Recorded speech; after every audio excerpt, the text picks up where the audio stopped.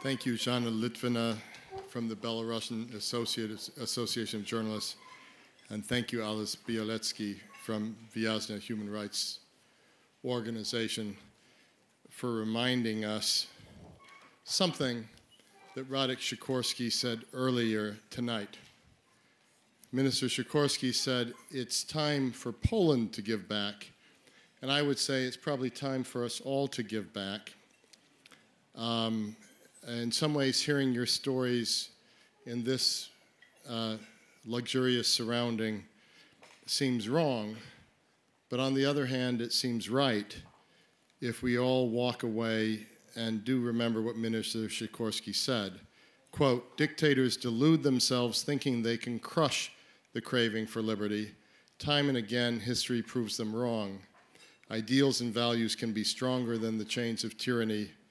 What fires people up is an intrinsic sense of dignity. We who are fortunate to enjoy freedom and democracy can and should help. So this dinner is not meant to be something that stops here. It's something that is meant to go on. Our final awardee, I want to quote Radek Sikorski again, Minister Sikorski again, where he quoted John McCain, Senator John McCain, saying, nothing in life is more liberating than to fight for a cause larger than yourself. He has lived true to this motto. Ladies and gentlemen, I met our introducer for Senator John McCain at the World Economic Forum in Davos shortly after he was elected president of Poland. He told me a funny story about how he learned about capitalism during a drive across the United States during communist times when you could take a car and deliver it from one place to another at no cost and just drive across the United States. He found an enormously cheap motel, I think, President Kwasniewski, you said it was near Atlanta, and couldn't believe his luck at having got such a price until he heard planes flying all night overhead, and he didn't sleep a wink the entire night. His conclusion, he told me at the time, was, in capitalist countries, you get what you pay for.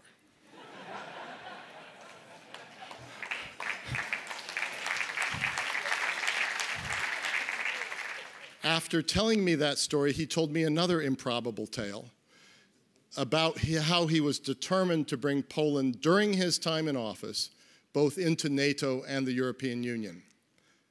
I published that story on the front page of the Wall Street Journal, though I didn't really believe it. But he did pull it off, and history books will give him credit for that. President Kwasniewski serves on the International Advisory Board of the Atlantic Council, and we're lucky to have him.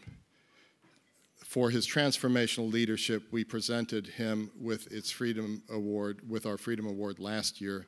Mr. President, we're delighted and honored you are with us again tonight to present our final award of the night to Senator John McCain. The floor is yours.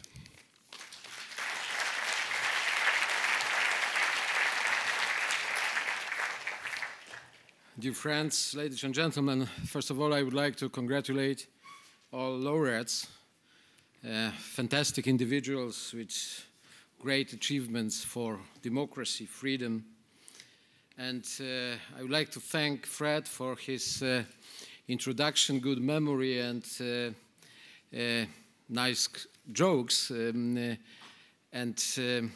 Maybe you know or not, but this year Frank published his new book, which is about Berlin 1961, a very special time in the history of the city and in the history of Europe and Cold War.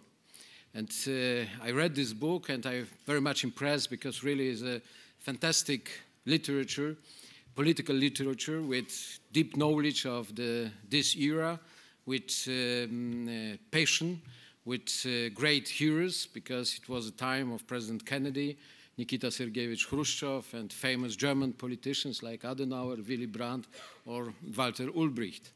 And today I said all these compliments to Fred morning, and he said, Alexander, feel free to say all these things publicly. What I want to do it, and my good advice, because I'm in International Advisory Board of Atlantic Council. My advice to you is to go to bookstores and buy the bestseller of the year, title Berlin 1961, author Fred Camp.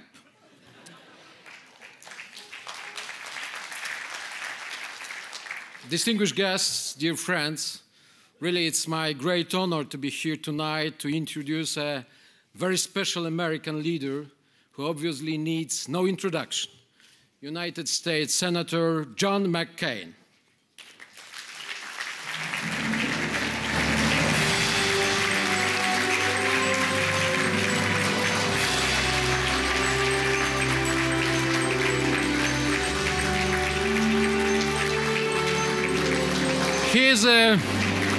He's one of those rare leaders for whom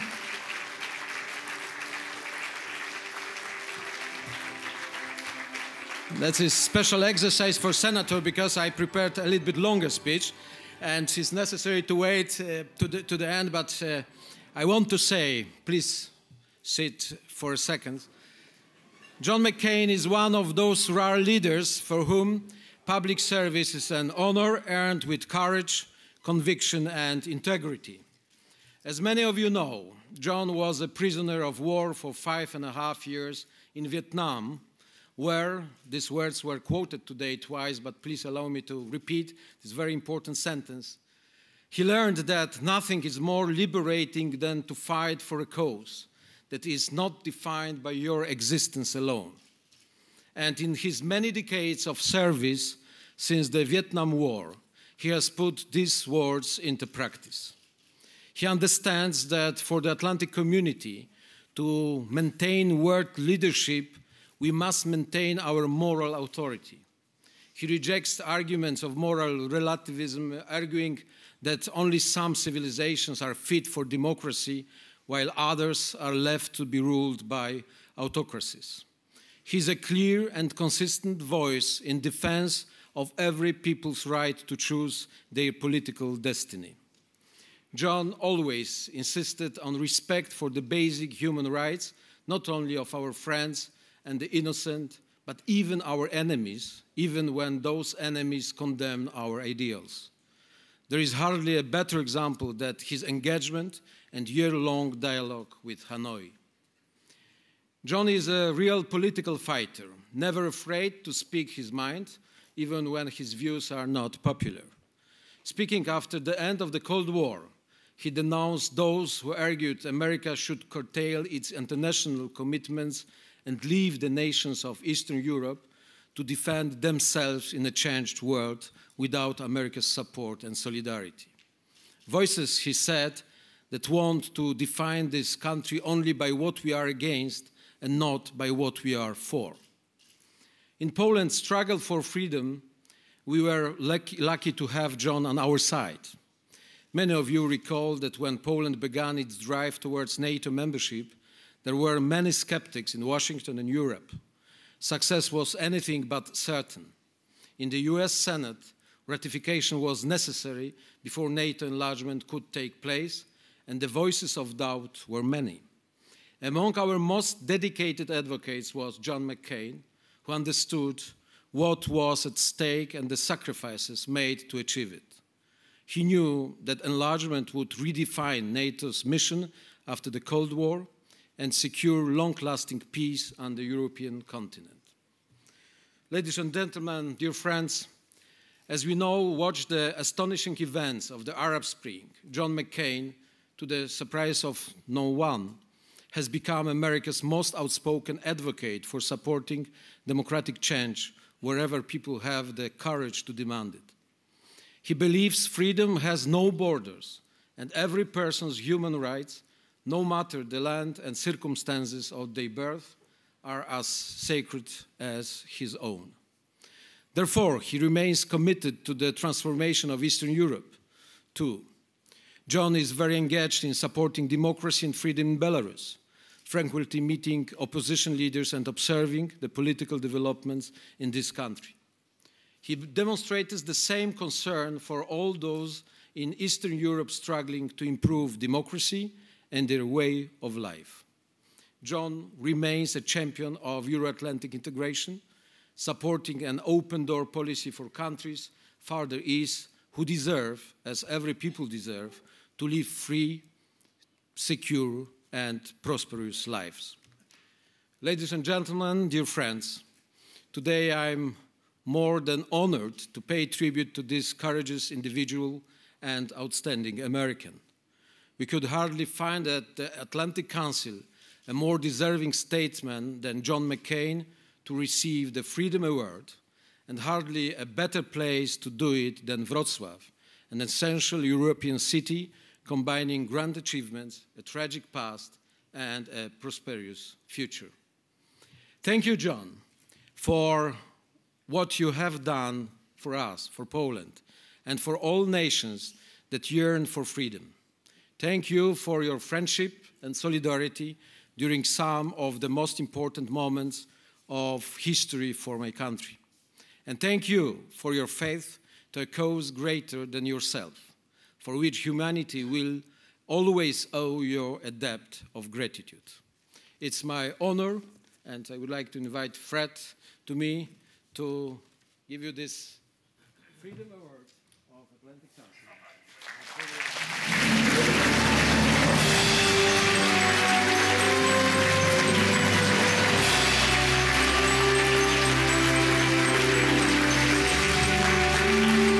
Ladies and gentlemen, now I invite Senator John McCain.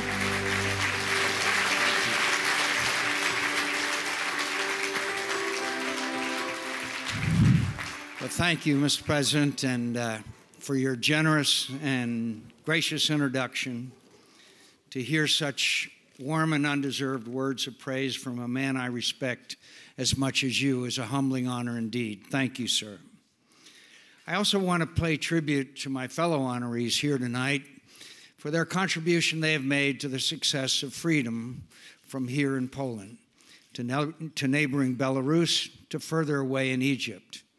These champions of liberty are the defenders, supporters, and authors of peaceful democratic revolutions, both those that have been successfully made and those, as in Belarus, that have yet to come, but surely will. It is a high privilege to share this special night with such inspiring men and women as these. We all owe a debt of gratitude to the Atlantic Council for this honor and for convening this important conference, and I want to thank Fred Kemp and his colleagues for organizing this beautiful event. Can we thank Fred and all of his staff here for their great work? The Atlantic Council has transformed itself into one of the leading voices in Euro-Atlantic and global policy issues, and I'm a constant beneficiary of its wisdom. Perhaps the clearest expression of that wisdom was the decision to present these awards and hold this global forum here in this beautiful, most beautiful and historic city of Wroclaw. I want to thank the mayor, who I met with earlier. Thank you, Mayor, for your leadership and all you've done. And congratulations on or condolences on your recent re-election. And thank our fellow citizens for their warm hospitality. This amazing city has witnessed and absorbed the full spectrum of Europe's triumphs and tragedies over many millennia. And it has emerged today as an independent center of culture and commerce at the heart of Europe. And that is the nature of this great country. One of the deepest pleasures of my professional life has been watching the progress of the Polish people from noble resistance to national liberation to democratic triumph. In just one generation, Poland has transformed itself from a captive state of an evil empire to a democratic driver of continental unity, from an object of struggle for a Europe whole, free, and at peace, to an architect of that dream's expansion on behalf of others.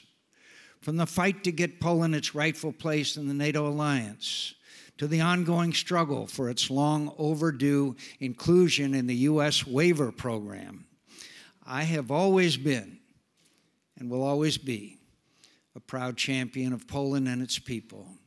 I will never tire in that quest. Poland embodies the very idea that animates our broader transatlantic community, the idea that Euro-Atlantic democracies, the stewards of Enlightenment principles, need not and should not tackle our challenges in isolation. The idea, in short, that our individual struggles for liberty are really a shared endeavor, imbued with greater meaning. There's a word for this: solidarity.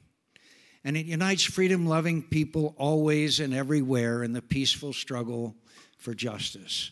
Today, that struggle is unfolding in places like Georgia, Ukraine, Moldova, and Belarus, and most vividly of all, across the Middle East and North Africa. The question for us now is the same as it was when Lech Walesa climbed that fence at Gdansk. What side of history will we, the great democracies, be on? There's always the temptation to see in the dreams of others for democracy all of the particular reasons why their struggles are different from ours, to concentrate on the many features of culture or history or religion that sets us apart from these people's aspirations. But if I leave you with only one thought tonight, my friends, let it be this: it is our obligation as free peoples to look beyond these divisions, to disregard all of the arguments that counsel passivity in the fight for human dignity, and to reaffirm that core idea that still unites us all and summons us all to still noble endeavors: solidarity. Solidarity with the universal longings of the human soul, for basic rights and equality, for liberty under the law, for tolerance and opportunity. Like the workers of Gdansk or the youth of East Berlin, young people across the Middle East and North Africa, and many other places too, are peacefully demonstrating to change the character of their countries. Demonstrations that are defined not by violent extremism, but by peaceful dissent. Not by a hateful ideology of violence, but by the indivisible longing for human rights and democracy. And as such, they're expanding limitations of what many once thought possible in these societies. They're forging a new reality in the region where power and freedom align. And this would be the profoundest repudiation imaginable to the last awful remnants of totalitarianism in our world. The ideology of Al-Qaeda and its terrorist allies. This is the same spirit that launched Solidarity and tore down the Berlin Wall and pulled back the Iron Curtain. It's the same spirit that liberated Poland and deepened the unity of Europe and expanded the Atlantic Alliance. And it is this peace-loving, life-affirming, justice-seeking spirit that will one day overcome the final challenges to it. Thank you again for this great honor. I will cherish it forever, just as my fellow Americans and I cherish our nation's warm and enduring relationship with Poland. Thank you.